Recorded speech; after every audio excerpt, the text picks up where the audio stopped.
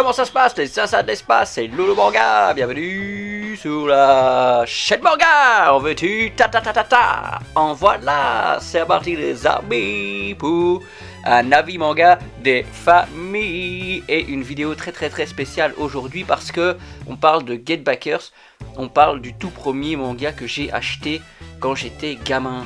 Donc on parle vraiment ici d'un manga de cœur total, d'une relecture après tellement d'années, après, je vous le cache pas, après quasi 20 ans. Donc, c'est vrai que je suis passé par toutes les émotions avec cette lecture. Je suis passé par des souvenirs de quand j'étais gamin, de certains tomes que j'ai lus à certains moments. Et au-delà de ça, ayant enfin découvert la suite de l'aventure, parce que j'avais pas été au bout de la série quand j'étais tout jeune, eh bien oui, écoutez, un peu aussi un sentiment de déception, je ne vous le cache pas, mais je pense franchement qu'au final ça reste un bon manga. Au final de nos jours c'est un manga de niche, c'est un manga qui va être très difficile à obtenir à bon prix. Il va falloir sortir le chéquier les amigos si vous voulez avoir cette intégrale que vous voyez ici à côté de moi. Je ne pense pas qu'un jour il y aura une réédition, malheureusement. Pika a complètement laissé tomber ce manga, c'est vraiment dommage.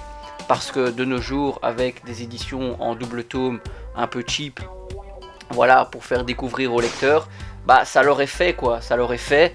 C'est en 39 tomes, ils auraient fait juste un dernier tome triple, ou bien ils auraient rajouté un chapitre par double tome, et comme ça ils auraient pu éventuellement faire une édition en c'est quoi, en 20 non en 18 tomes, un truc dans le genre, ou en 19 tomes, ouais, en 19 tomes.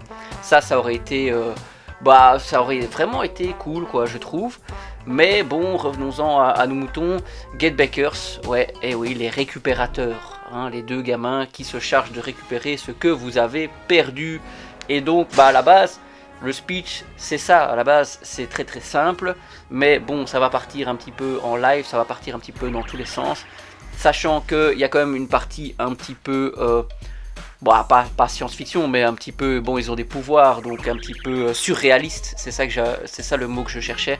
Il y a une partie un petit peu surréaliste dans cette histoire, parce que, on a ici, on a Ban, qui a donc l'œil du démon, et qui peut projeter des illusions dans les yeux de ses adversaires pendant 1 minute, ce qui est un petit peu un cheat code, ce qui est un petit peu très pratique.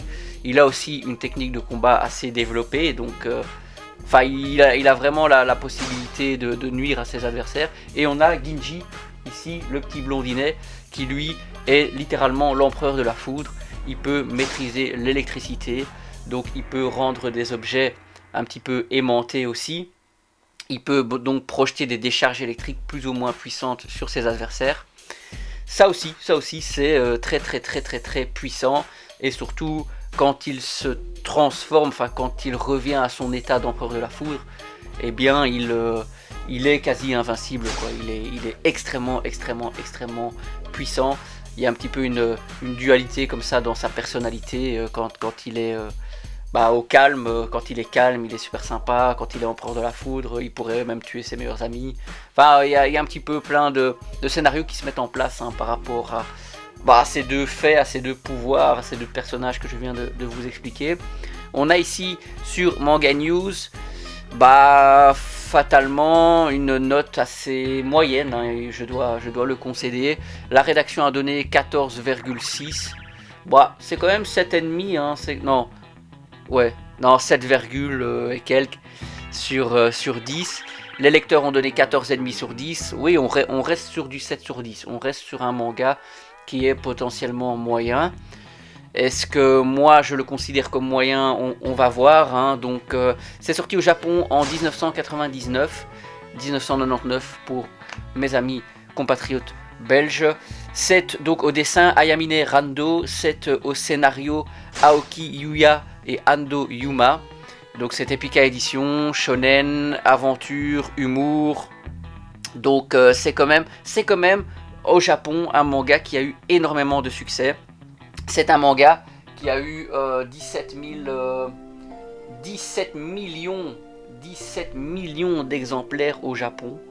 Donc mettez du respect sur le nom de Gatebakers parce que c'est quand même un manga qui a marqué son époque.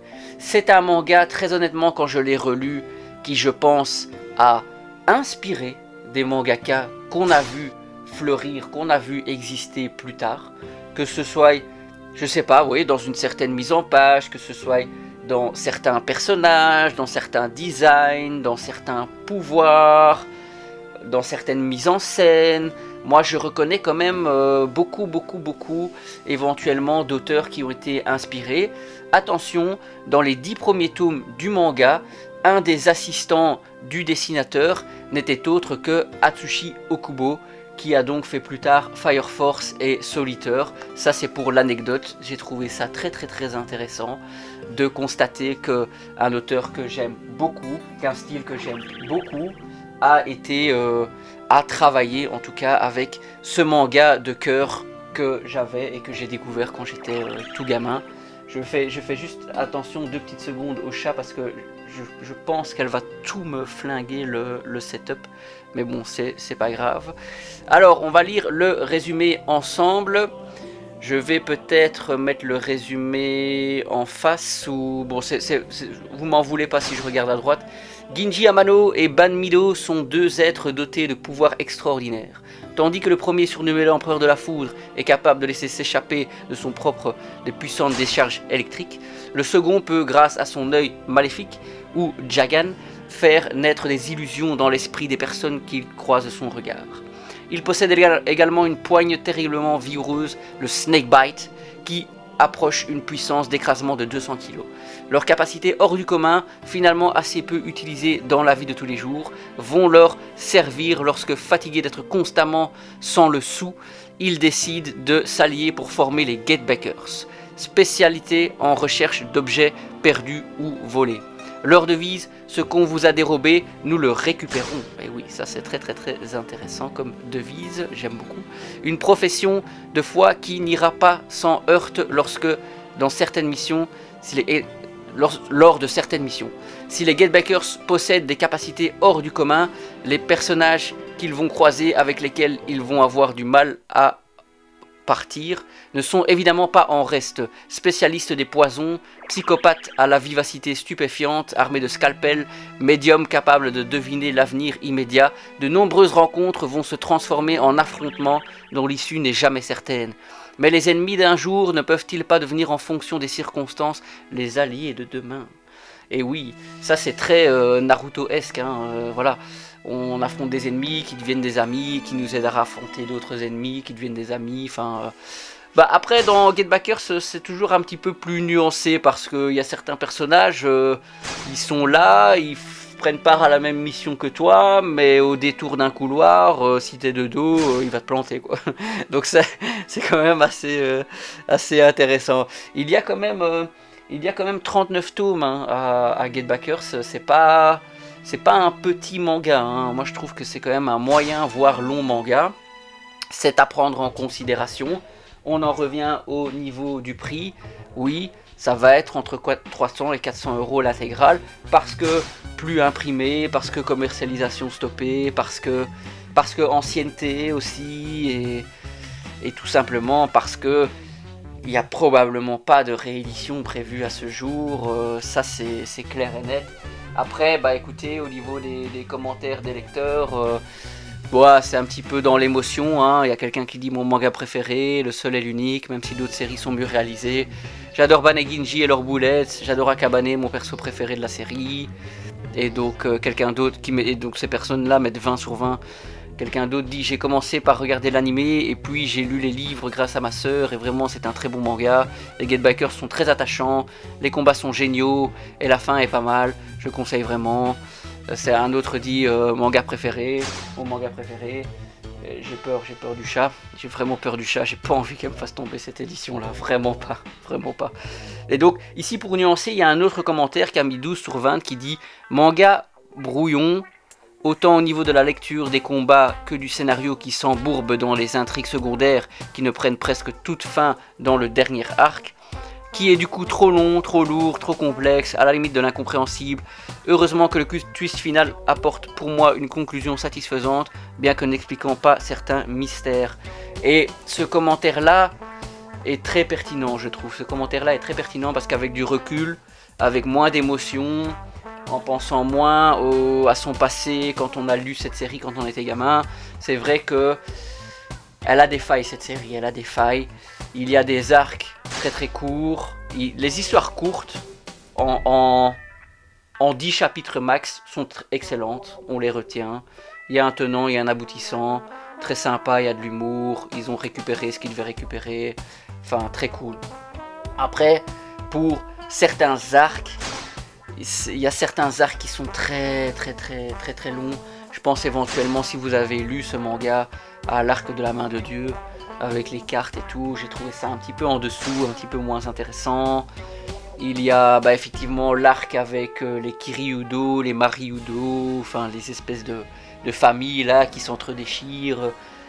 C'est assez long, je trouve, et on perd un petit peu l'essence des Gatebreakers. C'est les deux récupérateurs qui sont entraînés dans une histoire de famille ancestrale et tout. Bon, on perd un petit peu l'essence même de ce qu'est le manga. Les auteurs eux-mêmes, à un certain point, écrivent qu'ils vont revenir un petit peu à des histoires plus courtes, à l'essence même un petit peu du manga. Donc on a un manga qui par moment un petit peu se perd. Moi, très honnêtement, au niveau du dessin, je le trouve magnifique. C'est vrai que certains dessins, mais certains combats sont peu lisibles. Tellement les planches sont fournies de détails et vraiment de petites particules, d'effets de mouvement par-ci par-là, peut-être un petit peu trop présents. Donc ça, c'est à prendre en considération. Mais moi, si je devais donner une note à ce manga, oui, ce serait 7,5. On n'est pas sur du 8, non, ça ce serait trop. On n'est pas sur du 7, parce que moi j'adore vraiment beaucoup ce manga. On est sur du 7,5 sur 10. Très franchement, on est sur du 7,5 sur 10. C'est un manga que je vous conseille. À 400 €, est-ce que je vous le conseille? Non, parce que vous n'aurez pas forcément un petit peu cette nostalgie qui vous accompagnera en lisant Gatebreakers. Moi, ce qui m'a vraiment fait tenir et ce qui m'a fait finir ce manga, c'est cette nostalgie que j'avais quand j'étais plus jeune de lire ce manga. Mon premier manga, mon manga de cœur, que j'ai pris énormément plaisir là maintenant à vous décrire. J'ai vraiment pris plaisir à mettre la lumière sur ce Gatebreakers qui le mérite, qui vraiment mériterait d'avoir une attention toute particulière de Pika parce que c'est une de ces séries historique, hein, avec GTO, avec Chobits. C'était un petit peu cette période-là, en tout cas, de Pika, hein, pas quand ils débutaient, oui, plus ou moins quand ils débutaient l'édition, eux aussi. Donc, oui. Dites-moi, qu'est-ce que vous pensez, vous, de ce Gatebreakers? Est-ce que vous avez déjà lu quelques tomes de cette série? Est-ce que vous avez l'intégrale? Est-ce que je vous ai donné envie de la lire? Je sais pas, voilà, un petit commentaire, hein, toujours, un petit like, c'est chouette, un petit like, la vidéo les cocos, un petit abonnement, ça fait toujours plaisir. Merci beaucoup, et on se dit à la prochaine sur la chaîne Loulou Manga. Allez, ciao les gars.